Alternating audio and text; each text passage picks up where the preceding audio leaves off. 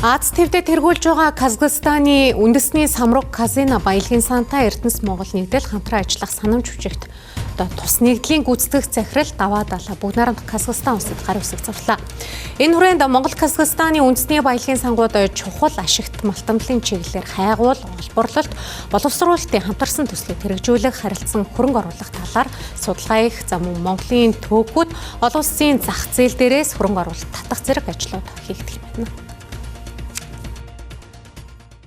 Бүгд найрамдах Казахстан улсад Монгол улсын эрхлэгчийн төвшөнд 20 жилийн дараа хийж байгаа энэ түүхэн ажлын үеэр хоёр улсын баялагын сан буюу төрийн өмчит компаниудын удирдлагын хооронд анх удаа ийхүү санамж жижиг байгуулжээ. Энэ санамж жижиг байгуулж байгаа шалтгаан нь Казахстаны самрук гэж энэ төрийн өмчит компани бол Казахстаны баялагын сан удирддаг дээрээс нь төрийн өмчит компаниудыг дэлхийн зах зээлд гаргах олон улсад нээлттэй болох ажлыг голцлоо хариуцдаг, хөрөнгийг өсгөдөг энэ компани.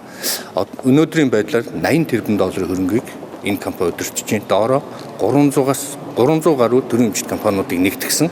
За Эрдэнэс Монголтой харьцуулах юм бол нэг ялгаа нь зөвхөн уул уурхай биш, зам тээвэр, агаарын тээвэр гэд маш олон төрийн өмчит компаниудыг доороо нэгтгэсэн юм байна.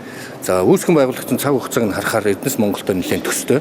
Самрук бол 2006 онд байгуулагдсан. Эрдэнэс Монгол 2007 онд ингээд 20 жилийн дүр үзэж байгаа. Тэгэхдээ самрукын жишээ бол Төв Азитай болон дэлхийд хамгийн шилдэг болж эхэлж байгаа. Аазда тэргүүлж байгаа баялагын сангийн сайн туршлагуудыг Монгол улсад нутагшуулах, харилцан үр ашигтай хамт ажиллагаа хэрэгжүүлэхэд хамтран ажиллах юм.